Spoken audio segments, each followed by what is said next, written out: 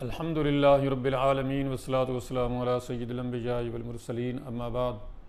فاعوذ باللہ من الشیطان الرجیم بسم اللہ الرحمن الرحیم الحمدللہ درس قرآن کا یہ سلسلہ ایسٹرن ہاؤسنگ اسلامک سینٹر کی جانب سے جاری و ساری ہے۔ آج ہم پڑھیں گے سورۃ البقرہ کی آیت نمبر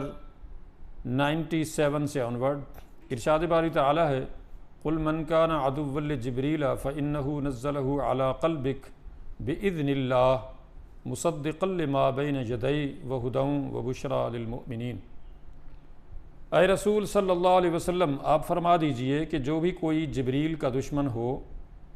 تو یقیناً جبریل تو وہ ہیں کہ جنہوں نے آپ صلی اللہ علیہ وسلم کے قلب اطہر پر اس قرآن کو نازل کیا ہے اللہ کے حکم سے، اور یہ قرآن مصدق ہے، تصدیق کرتا ہے لما بین یدیہ،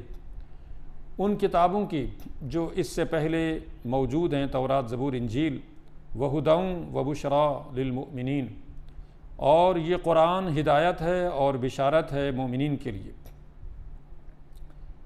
تو جبریل علیہ السلام سے دشمنی کیوں رکھتے تھے یہود؟ کہ جب ان کو یہ پتہ چلا کہ جبریل علیہ السلام ہی محمد صلی اللہ علیہ وسلم پر وحی لے کر آنے والے ہیں، تو ان لوگوں نے ہٹ درمی اور سرکشی جتاتے ہوئے یہ کہا کہ آپ صلی اللہ علیہ وسلم پر جو فرشتہ جو ہے وہ وحی لے کے آتا ہے یہ تو ہمارا دشمن ہے، اس نے تو ہمارے پچھلوں کے اوپر کئی بار عذاب نازل کیا ہے، اس سے تو ہماری دشمنی ہے۔ تو اللہ رب العزت نے ارشاد فرمایا کہ جبریل علیہ السلام تو اللہ کی طرف سے مامور ہوتے ہیں، ان کو جو حکم ملتا ہے کسی بستی کو برباد کرنا ہے، کسی نبی تک کوئی وحی پہنچانی ہے، کوئی پیغام پہنچانا ہے، جو بھی ڈیوٹی کسی بھی فرشتے کی، جبریل ہو، میکائیل ہو، اسرائیل ہو، جو بھی موت کا فرشتہ ہو، بارش کا فرشتہ ہو، کوئی بھی ہو، اس کو جو ڈیوٹی سونپی جاتی ہے، جو حکم دیا جاتا ہے وہ اس کو بجا لاتا ہے، اور یہ ہے بِإِذْنِ اللَّهِ، اللہ کے حکم سے، یعنی کوئی بھی کام ہوتا ہے وہ اللہ کے حکم سے ہوتا ہے۔ اگر کسی بستی کے اوپر کوئی عذاب آیا ہے، کسی قوم کے اوپر کوئی عذاب آیا ہے، یا کوئی بھی حکم کوئی فرشتہ لایا ہے، چاہے وہ جبریل ہو یا میکائیل ہو یا اسرائیل ہو، وہ بِإِذْنِ اللَّهِ ہے، یعنی اللہ کے حکم سے ہے، وہ ڈیوٹی اپنی بجا لا رہا ہے، وہ اپنی طرف سے کوئی کچھ نہیں کر سکتا۔ تم اگر اتنا بھی نہیں سمجھ سکتے ہو تو تم سے زیادہ جاہل انسان اور کون ہو سکتا ہے کہ تم یہ نہیں سمجھتے ہو کہ جبریل اپنی طرف سے کوئی بات لا سکتا ہے، یا کوئی کسی یعنی جبریل جو ہے وہ کسی بستی کو، کسی قوم کو، کسی فرد کو ہلاک کر سکتا ہے بھلا؟ یا ایون آئے دن کتنی موتیں ہوتی ہیں پوری دنیا کے اندر، اسرائیل جو ہیں وہ کتنے لوگوں کو موت دیتے ہیں، وہ فرشتے ان کے انڈر جو بھی ہیں، اور پوری دنیا کے اندر وہ روحیں قبض کرتے ہیں لوگوں کی، اور کتنی ہلاکتیں ہوتی ہیں، کیسے کیسے واقعات رونما ہوتے ہیں دنیا میں۔ تو یہ جو ڈیوٹی فرشتوں کی لگی ہوئی ہے وہ اللہ کے اذن سے کر رہے ہیں، اللہ کے حکم سے کر رہے ہیں، اللہ کی پرمیشن کے بغیر کسی کو موت نہیں آتی، کوئی اس دنیا میں پیدا نہیں ہوتا، کوئی حادثہ رونما نہیں ہوتا بغیر اللہ کی پرمیشن کے، بغیر اللہ کے اذن کے۔ تو جبریل علیہ السلام محمد صلی اللہ علیہ وسلم کے اوپر اگر یہ قرآن لے کے آئے ہیں، وحی لے کے آئے ہیں اللہ کی طرف سے، تو یہ اللہ کی پرمیشن سے لائے ہیں، اللہ کے حکم سے لائے ہیں، اور یہ قرآن مصدق ہے، یعنی سب سے بڑی بات یہ ہے کہ یہ قرآن تصدیق کرتا ہے ان کتابوں کی جو پہلے سے تمہارے پاس موجود ہیں، تورات، زبور، انجیل۔ یہ کوئی نئی چیز نہیں ہے، گویا اسلام جو ہے یہ محمد صلی اللہ علیہ وسلم سے شروع نہیں ہو رہا ہے، اسلامی احکامات محمد صلی اللہ علیہ وسلم سے اسٹارٹ نہیں ہو رہے ہیں، یہ تو آدم علیہ السلام سے چلے آ رہے ہیں، اور یہ تورات، زبور، انجیل ہو، قرآن ہو، یہ کوئی موسیٰ علیہ السلام سے یا عیسیٰ علیہ السلام سے یا محمد صلی اللہ علیہ وسلم سے اسٹارٹ نہیں ہوئے ہیں، یہ جب سے پہلا انسان یہاں دنیا میں آدم علیہ السلام اللہ نے بھیجا،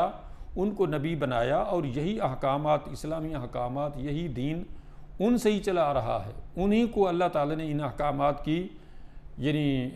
ان کو بھیجا، اور ان سے یہ جو ہے اب تک چلا رہا ہے، اور یہی احکامات دین اسلام کے چلے آ رہے ہیں شروع دن سے۔ اور یہ ہدایت اور رہنمائی جو ہے یہ چلی آ رہی ہے اس وقت سے، پہلے دن سے، لیکن یہ ہدایت ملے گی کن کو؟ للمؤمنین، ان لوگوں کو جو ایمان لائیں گے، جو مانیں گے، جو سمجھیں گے، جو پڑھیں گے، جو اس پہ عمل کریں گے، ان کے لیے یہ ہدایت کا ذریعہ بنے گی، ان کے لیے یہ خوشخبری بنے گی، ان کے لیے بشرا للمؤمنین، ان مومنوں کے لیے یہ بشارت ہے جنت کی کہ جو اس کو پڑھیں گے، اس کو فالو کریں گے، اس پہ یقین کریں گے، اس پہ ایمان لائیں گے، ان کے لیے یہ ذریعہ ہدایت بھی ہوگی اور ان کے لیے یہ بشارت ہے، خوشخبری ہے۔ اور آگے یہ کہ من کان عدوا للہ و ملائکتہ و رسلہ و جبریل و میکال فإن اللہ عدو للکافرین، جو بھی کوئی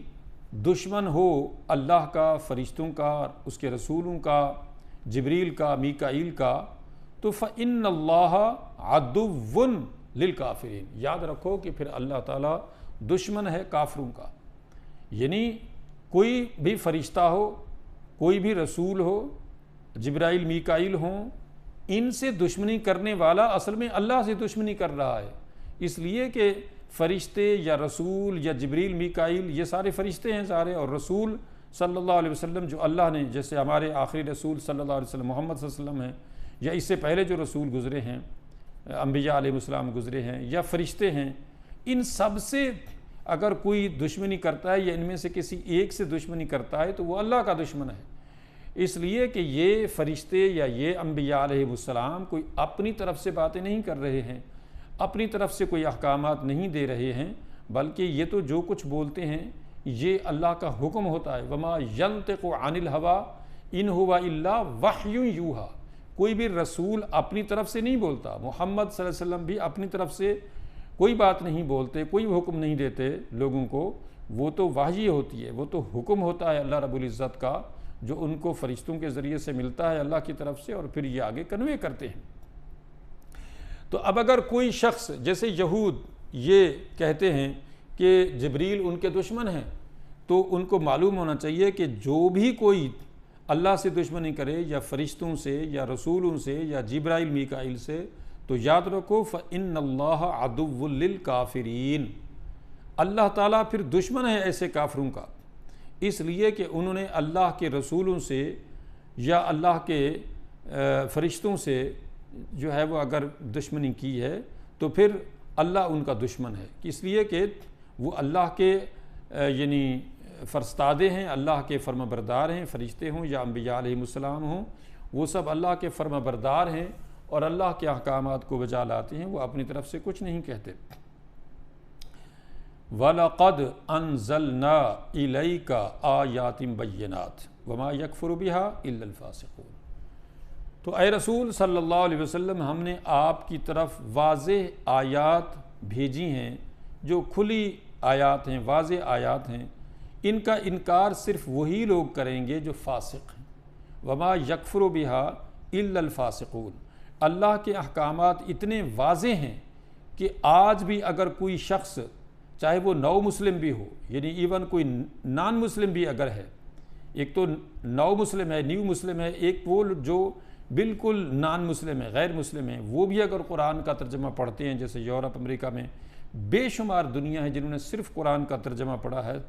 تو قرآن کی آیات اتنی واضح ہیں، اتنی آسان ہیں کہ وہ صرف ترجمہ پڑھنے سے ان کو سمجھ آ جاتی ہیں، اور بے شمار دنیا ہے کہ جنہوں نے قرآن کو ڈائریکٹ پڑھا، یعنی اس کا ترجمہ پڑھا، اسپانش میں، فرنچ میں، انگلش میں، چائنیز میں، رشین میں، یا جو بھی ان کی اپنی مادری زبان تھی اس میں پڑھا، صرف ترجمہ پڑھا، اور وہ مسلمان ہو گئے، اس لیے کہ اللہ رب العزت نے قرآن کے بارے میں جگہ جگہ ارشاد فرمایا کہ وَلَقَدْ، جیسے یہاں پہ فرمایا ہے کہ وَلَقَدْ أَنزَلْنَا إِلَيْكَ آيَاتٍ بَيِّنَاتٍ، کہ آیات بینات ہیں، یہ واضح آیات ہیں، اور دوسری جگہ فرمایا وَلَقَدْ يَسَّرْنَا الْقُرْآنَ لِلذِّكْرِ فَهَلْ مِن مُدَّكِرٍ، یعنی ہم نے قرآن کو سمجھنے کے لیے آسان کر دیا ہے، تو ہے کوئی بندہ جو سوچے سمجھے، یعنی قرآن مجید اتنا آسان ہے کہ کوئی بھی بندہ اس کو سنے یا اس کو پڑھے تو اس کو سننے یا پڑھنے سے اس کو ڈائریکٹلی سمجھ آئے گا۔ یہ ایسی کوئی اس میں ایسی یعنی جو واضح آیات ہیں، جو محکم آیات ہیں، متشابہات کو چھوڑ کے جو محکمات ہیں، ان کو جب وہ پڑھے گا اور کسی بھی زبان میں اس کا ترجمہ پڑھے گا تو اس کو اللہ کا حکم بآسانی سمجھ آ جائے گا، اس لیے کہ اللہ تعالیٰ نے انسانی علمی سطح جو بھی ہے اس کی، اور کسی بھی زمانے کا وہ انسان ہے، آج سے 1000 سال پیچھے کا ہو، 1500 سال پیچھے کا ہو، یا 1500 سال آج سے بعد کا انسان ہو، یا ہزاروں سال بعد کا انسان ہو، جس بھی زمانے کا انسان ہو اور جس بھی زبان کا سمجھنے والا انسان ہو، جب بھی وہ قرآن کو سمجھے گا تو اس کو قرآن سمجھ آئے گا، اس لیے کہ اللہ رب العزت نے قرآنی آیات جو ہیں انسانی سمجھ کے مطابق نازل فرمائی ہیں۔ جو بھی اللہ کے احکامات ہیں، جو اللہ کی آیات ہیں قرآنی، یہ اتنی آسان اور عام فہم ہے اور سلیس زبان میں ہیں کہ انسانی ذہن اس کو بآسانی سمجھ لیتا ہے۔ یعنی ایسا کوئی فلسفہ، منطق اور ایسی کوئی سائنس نہیں ہے اس کے اندر مشکل کہ جی بندہ اس کو سمجھنے میں بڑی اس کو دقت پیش آئے گی، ایسا نہیں ہے۔ اس کا سب سے بڑا ثبوت، زمینی ثبوت، پریکٹیکل ثبوت، عملی ثبوت ہمارے سامنے یہ 9/11 کے بعد کے واقعات ہیں کہ جس میں ایک بڑی تعداد، millions of people, naan Muslim, Christian اور دوسرے مشرکین جو ہیں وہ مسلمان ہوئے ہیں صرف ترجمہ پڑھ کے۔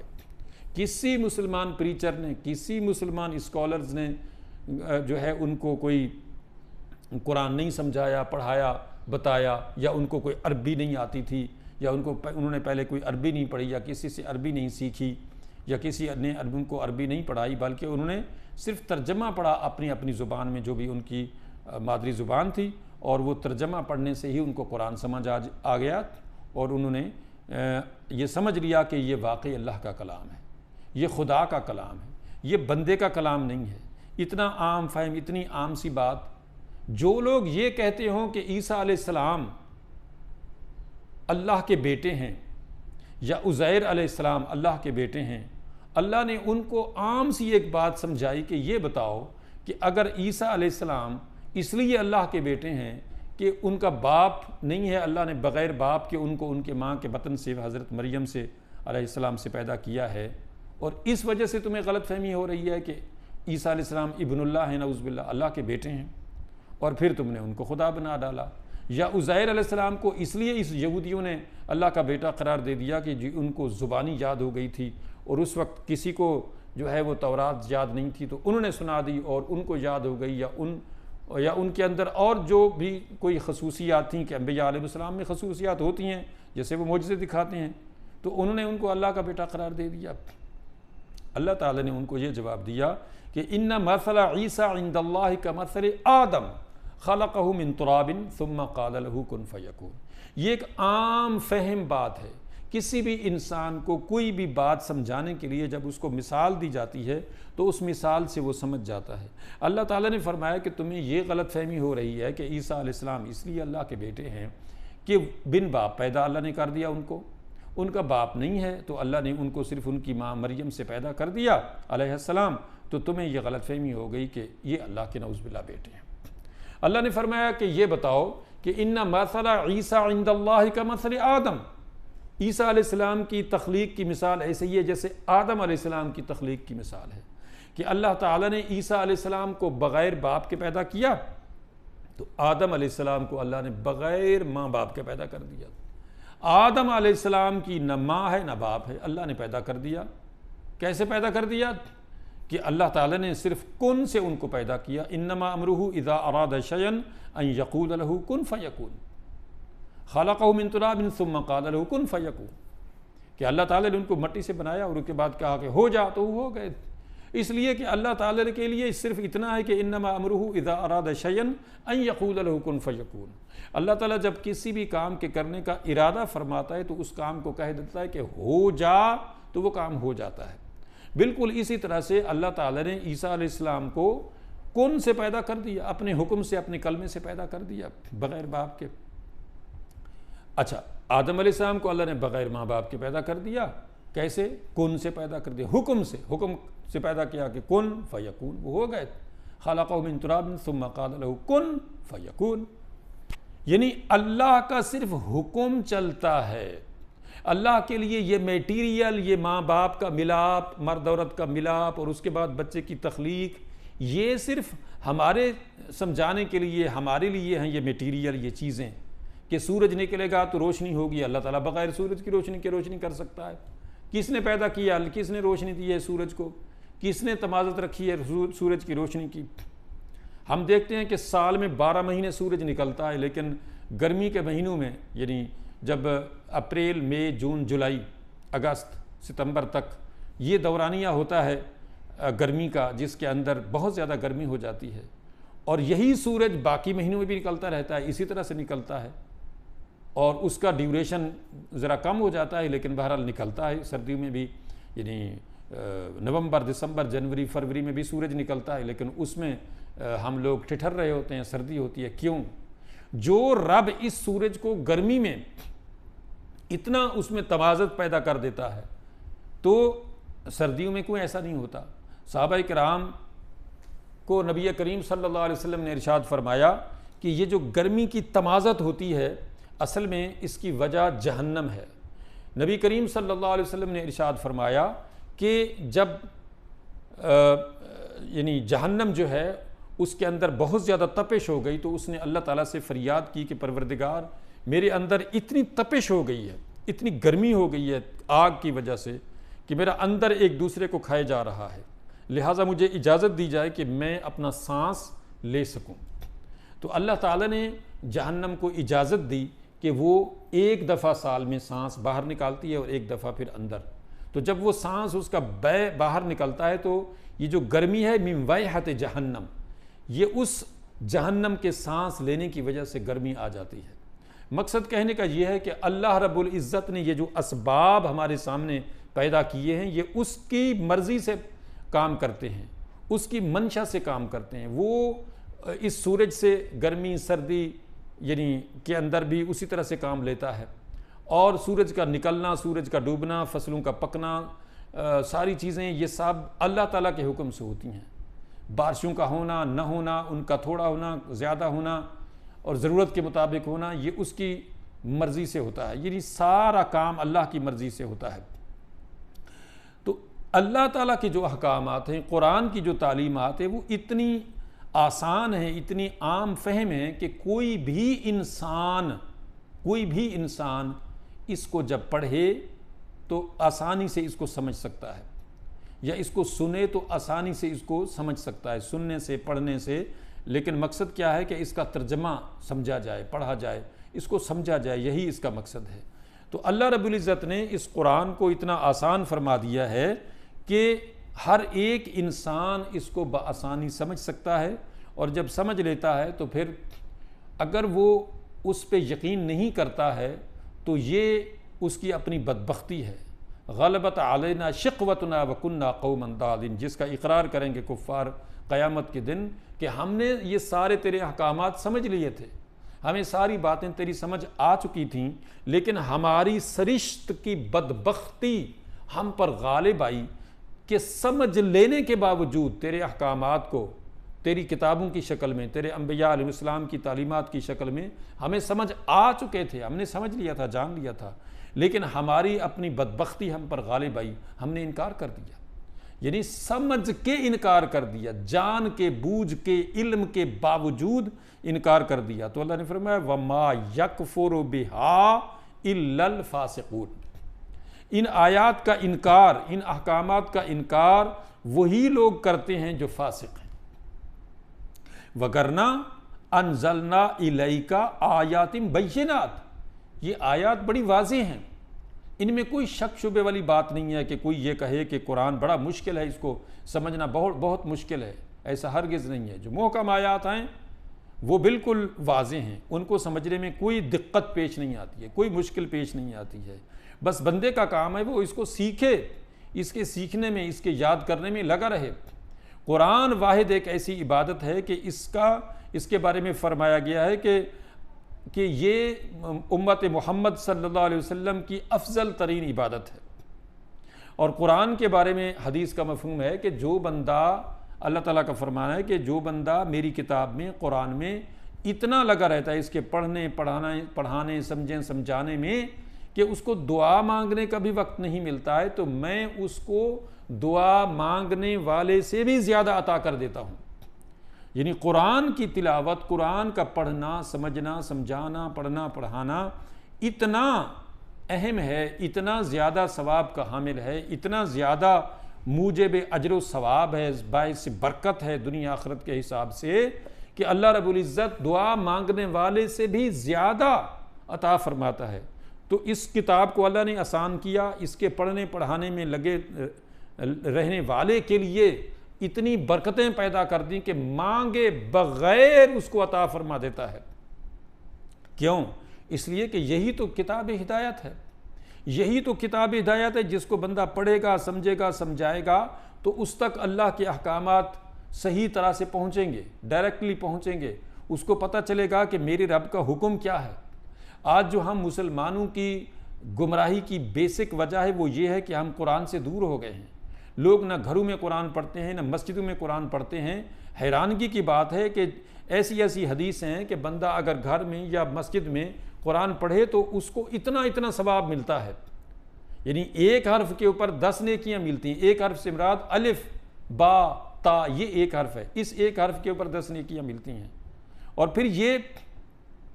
کہ اللہ رب العزت ایک آیت کے بدلے میں ایک اونٹ کے برابر ثواب عطا فرماتا ہے، جیسے اس بندے نے گویا ایک اونٹ صدقہ کیا ہو، اتنا بڑا ثواب ایک آیت کے پڑھنے پر ملتا ہے کہ بندہ مسجد میں جائے وہاں ایک آیت پڑھے تو ایک آیت کا پڑھنے کا ثواب یا پڑھانے کا ثواب اس کو ایک اونٹ کے برابر ملتا ہے۔ یعنی اتنا بڑا ثواب کسی اور عبادت کے اوپر نہیں ملتا جتنا قرآن کو پڑھنے، پڑھانے، سمجھانے میں ملتا ہے، اور پھر آسان بھی ہے یہ۔ تو یعنی سب سے زیادہ ثواب فرض عبادت کے بعد جو فرائض ہیں ہمارے، جس نماز ہے، روزہ ہے، حج ہے، زکوٰۃ ہے، ان فرائض کے علاوہ نوافل میں قرآن کا سب سے زیادہ ثواب ہے۔ اب یہ کہ جو بدبخت قرآن کو، اللہ کی کتاب کو، تورات ہو، زبور ہو، انجیل ہو، جو بھی اللہ کی کتابیں ہیں، ان کو سمجھ کے پھر بھی نہیں سمجھتے، یعنی سمجھ کے بھی ان پہ عمل نہیں کرتے یا ان کو بدل دیتے ہیں ان کے احکامات کو، جیسے یہودیوں نے کیا۔ انہوں نے کیا کیا؟ انہوں نے تو سمجھ تو لیا تھا کہ اللہ تعالیٰ نے جو احکامات تورات میں یا زبور میں دیے تھے، خصوصاً نبی کریم صلی اللہ علیہ وسلم کی آمد کی جو پیشین گوئیاں پہلے سنا رہے تھے، جو ہی آپ کی آمد کا اعلان ہوا تو انہوں نے انکار کر دیا۔ تو اس طرح کے جو بھی احکامات، چاہے وہ پچھلے لوگ ہوں، پچھلی قومیں ہوں، یعنی یہودی ہوں، عیسائی ہوں، یا آج کے جو لوگ ہوں، یا مسلمان ہو، یا کوئی بھی ہو، اب وہ لوگ تورات، زبور، انجیل والے یا قرآن والے، ہم مسلمان اگر اس قرآن کی آیات کو سمجھ لیتے ہیں، جیسے ہم سمجھتے ہیں کہ حدود اللہ کیا ہیں، یعنی اللہ تعالیٰ کی جو احکامات ہیں، چور کی سزا کیا ہے، قاتل کی سزا کیا ہے، راہزن کی سزا کیا ہے، دہشت گرد کی سزا کیا ہے، ملاوٹ کرنے والے کی سزا کیا ہے، یہ ساری سزائیں جو قرآن مجید میں موجود ہیں، احادیث میں موجود ہیں، اب ان کو سمجھ کے بھی جو یہ کہے کہ جی نہیں یہ تو احکامات پہ ہم عمل کریں گے تو ہمارے لیے یوں مشکلات پیدا ہو جائیں گی، ان مسائل میں ہم گر جائیں گے، ہماری تو جو کاروبار ہیں وہ ٹھپ ہو جائیں گے، ہم تو جو ہے وہ دنیا کے ساتھ نہیں چل سکیں گے، تو یہ کیا ہے؟ وَمَا يَكْفُرُ بِهَا إِلَّا الْفَاسِقُونَ۔ یعنی اتنے واضح احکامات لوگوں نے سمجھ لیے، جان لیے، پڑھ لیے، اور کچھ کو تو پس پشت ڈال دیا، سمجھنا ہی چاہا، انہوں نے کہا کہ یار یہ پڑھیں گے، یہ کریں گے تو ہمارے لیے تو بہت مشکلات پیدا ہو جائیں گی، ہم تو دنیا کے ساتھ نہیں چل سکیں گے، ترقی نہیں کر سکیں گے۔ استغفر اللہ۔ تو وَمَا يَكْفُرُ بِهَا إِلَّا الْفَاسِقُونَ، ان احکامات کا انکار وہی کریں گے جو فاسق ہیں، ان احکامات پہ عمل وہی لوگ نہیں کریں گے جو فاسق لوگ ہیں، جو فاجر لوگ ہیں۔ تو یہ صرف ان کے لیے نہیں ہے کہ ہم یہ کہیں جی یہود کے لیے یہ ساری آیتیں ہیں، گو کہ مخاطب ان کو کیا جا رہا ہے، تو جو کچھ یہود نے کیا، کیا آج ہم مسلمان اس طرح سے تو نہیں کر رہے ہیں کہ ان کے پاس بھی تورات آج بھی موجود ہے، اس کے اندر اسی طرح کے احکامات جن کو وہ نہیں مان رہے ہیں، جن کو وہ کس وجہ سے نہیں مان رہے ہیں، وہ ان کو موڑ توڑ کے مسخ کر رہے ہیں، کیا وہ احکامات اس میں ختم ہو گئے؟ اگر ان کی جرت ہوتی تو وہ اس کو مٹا ہی دیتے، وہ کہتے جی یہ جو پریڈکشن ہے محمد صلی اللہ علیہ وسلم کے بارے میں تو یہ نہیں ہے۔ ایون جو حدود اللہ قرآن مجید کے اندر، یعنی چور کی سزا ہے، قاتل کی سزا ہے، زانی کی سزا ہے، بالکل بے عین ہی آج بھی تورات میں یہ موجود ہیں۔ جو شراب پینے والے کی سزا ہے وہ اسی طرح سے موجود ہے۔ یہ جو سور ہے یہ حرام ہے تورات کے اندر، زبور کے اندر، انجیل کے اندر، بائبل کے اندر، وہ کھاتے ہیں، ان کے ریوڑ ہیں بنے ہوئے اور وہ اسی طرح سے پالتے ہیں، سوروں کو جیسے ہم بھیڑوں کو بکریوں کو پالتے ہیں، اسی طرح سے ان کا یہ بزنس چلتا ہے۔ حالانکہ وہ پڑھتے بھی ہیں، ان کو پتہ ہے یہ ان کی کتاب میں لکھا ہوا ہے، شراب ان کی کتاب میں لکھی ہوئی ہے حرام ہے، جیسے ہماری کتاب میں لکھی ہوئی ہے حرام ہے۔ ہماری اسمبلی میں جب بل پیش ہوا، ایک نان مسلم نے پیش کیا کہ جناب شراب کو حرام کرنا چاہیے، اس سے یہ مفاسد ہوتے ہیں، اس سے لوگ نشے میں آ جاتے ہیں، گاڑیاں چلاتے ہیں، قتل کرتے ہیں، ٹھیک ہے۔ تو جو مسلمان تھے جناب ہماری اسمبلی میں بیٹھے، انہوں نے کہا نہیں نہیں اس کو حرام نہیں کرنا چاہیے، اس میں تو یہ ہوگا وہ ہوگا فلاں ہوگا یہ ہوگا۔ یہ کیا ہے؟ وما یکفر بہا الا الفاسقون ومن لم یحکم بما انزل اللہ فاولئک هم الظالمون فاولئک هم الکافرون فاولئک هم الفاسقون، کہ جو لوگ اللہ کے دیے گئے احکامات کے مطابق نہیں چلتے ہیں وہ فاسق ہیں، وہ فاجر ہیں، وہ کافر ہیں، وہ ظالم ہیں۔ پڑھیے سورۃ مائدہ اور یہ سورۃ البقرہ آیت نمبر 99، یعنی اللہ کے احکامات واضح ہیں، ان کے لیے بھی واضح تھے، انہوں نے بھی نہیں مانا، ہم نے بھی مان کے بھی نہیں مانا، یعنی یہ جانا کہ مانا کہ سمجھا کہ یہ اللہ تعالیٰ کے احکامات ہیں، بٹ کیا کہا کہ جی ان پہ عمل کریں گے تو ہمارے لیے تو مشکلات کھڑی ہو جائیں گی، ہمارے تو ترقی کے دروازے بند ہو جائیں گے، ہم تو اقوام عالم کے ساتھ قدم ملا کے نہیں چل سکیں گے، ہمارے ساتھ تو یہ ہو جائے گا وہ ہو جائے گا۔ یہ کیا ہے؟ وما یکفر بہا الا الفاسقون، اللہ نے فرمایا کہ اللہ کے احکامات کا انکار فاسق لوگ کرتے ہیں۔ اب یہ کہ یہاں پہ جو بات ہے کہ کیا انہوں نے یہ انکار کر دیا کہ یہ آیات تورات میں یا زبور میں نہیں ہیں، یعنی حدود اللہ ہوں، یا نبی کریم صلی اللہ علیہ وسلم کے بارے میں جو پریڈکشنز ہوں، یا باقی جو بہت سارے احکامات ہیں ان کو وہ لوگ نہیں مانتے، آج بھی ان کی کتابوں کے اندر موجود ہیں۔ کیا وہ یہ کہتے ہیں کہ ہم تورات کو نہیں مانتے؟ یعنی یہودی کیا کہتے ہیں کہ ہم ان آیات کو نہیں مانتے، جو آیات ہیں حدود اللہ کی ہیں، یا باقی جو بہت ساری آیات ہیں وہ کہتے ہیں نہیں ہم مانتے ہیں، یہ تو موسیٰ علیہ السلام پر نازل ہوئی تھی، یہ اللہ کی کتاب ہے، اللہ کی سچی کتاب ہے۔ لیکن اس کے باوجود اس کے اندر بے شمار آیات کو امپلیمنٹ نہیں کرتے، نافذ نہیں کرتے، عملی شکل میں نہیں مانتے، عملی شکل میں اس کو نہیں اپناتے۔ بالکل یہی صورتحال آج ہماری ہو چکی ہے، ہم مسلمانوں کی ہو چکی ہے کہ ہم مسلمان بھی اس کتاب کو مانتے ہیں، یہ جانتے ہیں، یہ یقین کرتے ہیں، دعویٰ کرتے ہیں کہ یہ اللہ کی کتاب ہے، یہ قرآن ہے، لیکن اس کے باوجود اول تو ہم اس کو پڑھتے نہیں، اکثریت ہماری پڑھتی نہیں ہے، پڑھتی ہے تو صرف عربی ٹیکسٹ پڑھتی ہے، اور پھر جو لوگ اس کو سمجھتے ہیں وہ کم ہی سمجھتے ہیں، بہت کم لوگ، اور پھر عمل کرنے والے وہ خال خال ہیں، وہ ڈھونڈنے سے بھی بہت کم ملیں گے۔ تو یہ ہے وما یکفر بہا الا الفاسقون، کہ اللہ کی جو آیات ہیں وَلَقَدْ أَنزَلْنَا إِلَيْكَ آیَاتٍ بَيِّنَاتٍ وَمَا يَكْفُرُ بِهَا إِلَّا الْفَاسِقُونَ، تو یہ ہمیں یہاں پہ یعنی